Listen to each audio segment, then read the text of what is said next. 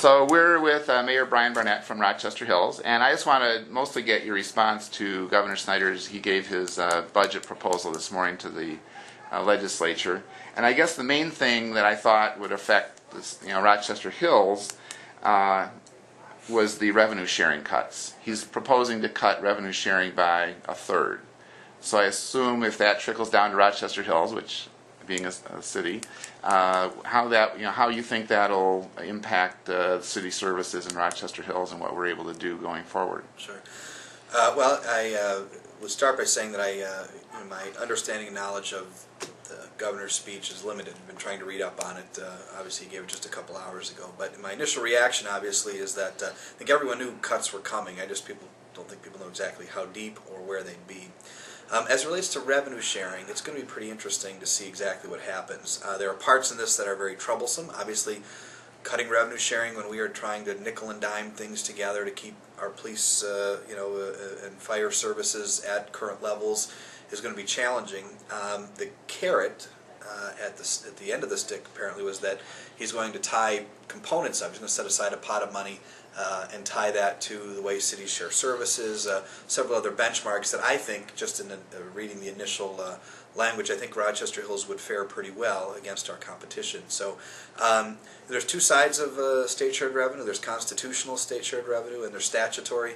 He's cutting statutory by a third, and the majority of Rochester Hills state shared revenue is constitutionally protected, which means only a vote of the people could change the majority of the amount of money that comes in. But that's not to discount the fact that we still have hundreds of thousands of dollars at risk, and that's a substantial amount when you're talking about the kind of financial times that we're in. Has the budget that we're looking at going forward in Rochester Hills taken into account at all those kinds of cuts, or are we going to have to revisit the budget again in order to accommodate those kinds of cuts? Yeah. No, the good thing is we budget very conservatively here, and we budgeted zero statutory revenue sharing for next year. So if we get $1, we'll be able to improve the economic situation that we have forecasted. We budgeted for nothing. So we wanted to make sure that we were prepared for a worst case scenario, and then we could adjust back if monies do flow, as opposed to assuming something and then having to change budget midstream. So no, we're completely prepared as if no revenue sharing were to come in, and that's how we budgeted for at least for next year. Okay, and another aspect of the proposal was education. 5% cut in K through 12 education and a 15% cut in higher education. At least that's what's proposed right now. Obviously, we're in the beginning of the process. But obviously, Rochester has several, Rochester Community Schools here. Mr. Pernot, the superintendent of Rochester Schools, has, already given us a statement. He said it's, basically the word I remember from his statement was devastating. Oakland University is here in town under your, in Rochester, part of Rochester Hills. So that's going to affect. How do you feel that'll affect those, the community schools and also the Oakland University? Sure. Well, I'm not. I know both Dave and Gary Russi very well, and I can only imagine, especially at Oakland University, a 15% decrease. Again, not being an authority on the governor's plan, I know that there were some other challenges or that some other constraints about tying monies to the rate of increase in tuition, and I mean that's a rock and a hard place. If the money's not coming in, what happens is it gets spread out among the student population. I mean, there's only so many ways. Universities can't tax, so they when they need to raise revenue, they either get it from donors or they put it on through increases in tuition. So they'll be very limited as to what they can do in the face of a 15% reduction in income.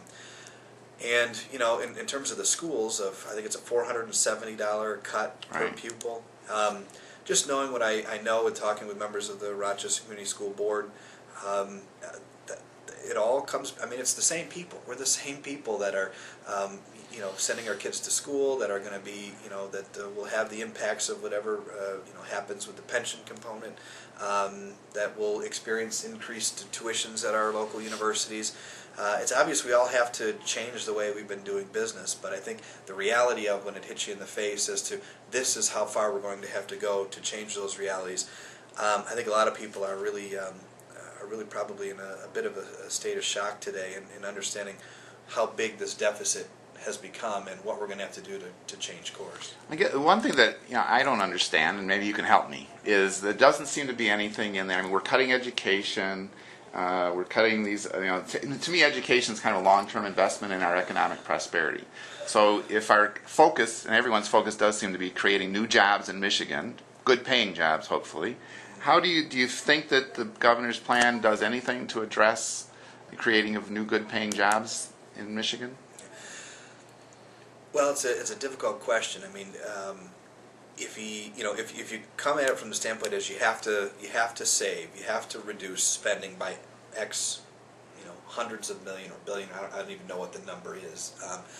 Then you could probably make an argument that just about every cut you make in just about every sector in some way affects Michigan's ability to either educate our children, keep the talent here, or attract the talent that maybe is not here currently. I mean, just about all the things that he is proposing to cut in some way, it could be argued, depending on what your personal perspective is, to in some way be harming be putting us at a disadvantage relative to our neighboring states.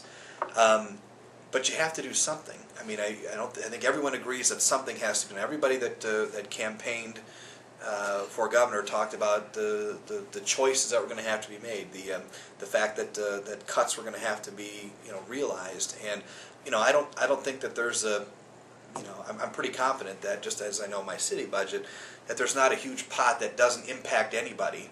That we go, well, you know what, we could cut 80% of this crazy ancillary fund that really nobody cares about and solve the rest of the budget woes. So yeah, I mean, I think these things will hamper us. I'm not sure what other states that are in our situation are going to have to do, and if the whole region, the Midwest, Ohio's got a worse budget situation than we do. Illinois has a worse budget situation than we do.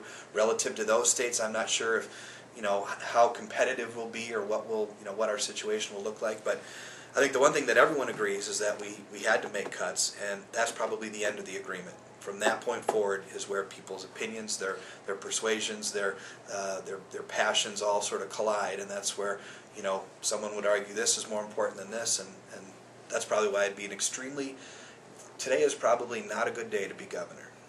Or mayor, maybe, too. Well, speaking of which, we've got a situation here in Rochester Hills with the roads. Yeah. I mean, I know they're not city-owned roads, but as of tomorrow evening at rush hour, as I understand, assuming the weather holds, we're going to have a major traffic tie-up at Avon and Livernois. Yeah. And so I'm just, there wasn't any mention of any infrastructure. There was no mention of really spending at all. And yet, I know we're not going to, the plan now is that the Avon Bridge isn't due to be repaired until 2013, although we may be able to move it up to 2012. And the Livernois Bridge isn't even on the schedule yet. So, I guess talk to us, maybe our readers a little bit about that, and what that might, that could have an economic impact, even I suppose, on the businesses in town here. Yeah, no,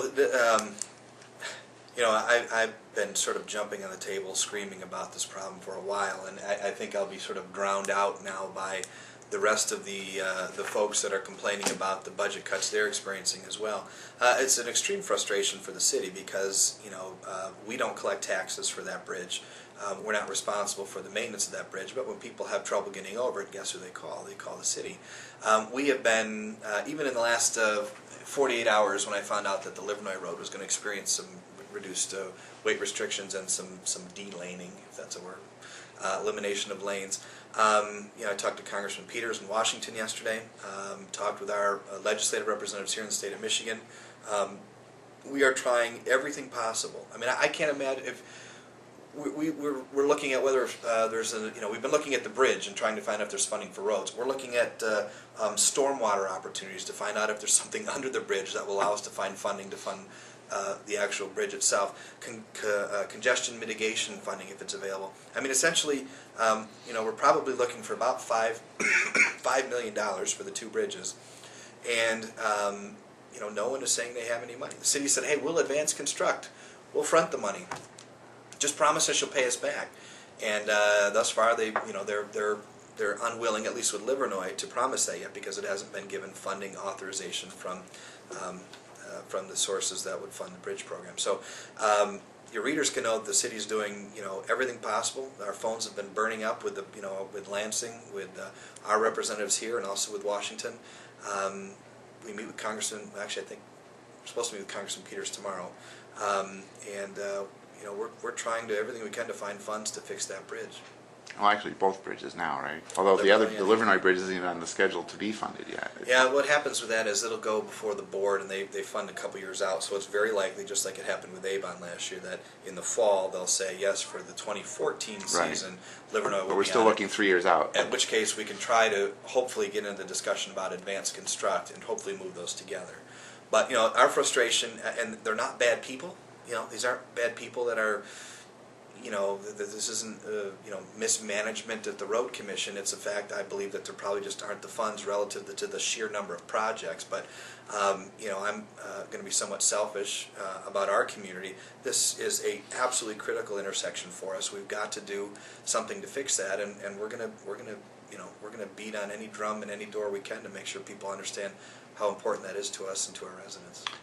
I guess one last area I want to touch on is, we just had this whole controversy over the water reservoirs. Mm-hmm. I know there was some money spent with Tetra Tech doing the engineering. Have you got a final bill from Tetra Tech yet? Yeah, it's about $102,000. Do you feel like we had the right process as far as the water reservoirs? In other words, should we have maybe gotten everything pushed through the council, let the public have their say, and then spent the money? Or do you think what's your feeling about how we went about that whole process? 'Cause obviously, it was a pretty controversial issue in Rochester Hills. Yeah, no, it's a good question. When you look at how this happens, as you know, prior to this, which doesn't get a lot of publicity, we did a feasibility study. That went before council, that was presented, and that was about a year, maybe it was last spring, something like that. So we had this topic out for a long time. And what council eventually, what any organization, what any board needs to know is they need good information to make a decision, right? So at some point you have to go. I mean, you can speculate. I mean, even in conversations we've had, whether that thing was going to be $8 million or whether it was going to be $20 million, to make it happen. And you can't really make a good business decision if you've got a $12 million spread in what the X could be in the equation. So you have to go, and any good car company, any good company worth its weight knows that it has to make sure that it does due diligence in order to find out, to be able to get the decision makers the information that they need to make a good solid decision. And so I talk a little bit about, like, with the solid waste thing, with the solid waste discussion that most people would say is a huge success in the city. We spent about $100,000 researching that decision before we pulled the trigger. Why do you do that? Well, you do that because we don't have the in-house talent, the in-house knowledge. We've never done that before. We've never gone to a single hauler.